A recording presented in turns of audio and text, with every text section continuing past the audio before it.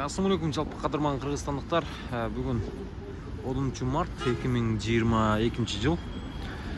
Саат 12:30 болып қалды туғандар. РСК банк бойынша, курс бойынша көріп мына ушундай болуп атат. Рубль 850. Айыл банкта азыр эле 880 деп турду эле. Анан ал жерде Оптима банкта бар экен.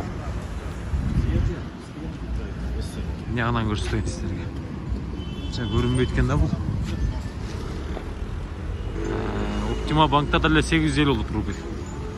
Dollar 104 satı aldı. Anan satı 106 oldu.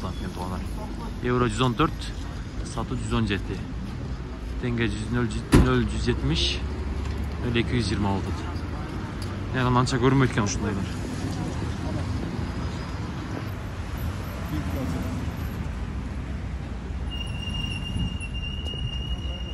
Elin bari bankta çöpte turat. Rubel çatak bulup atат. Көтөрүлбөдү, же түшпөдү.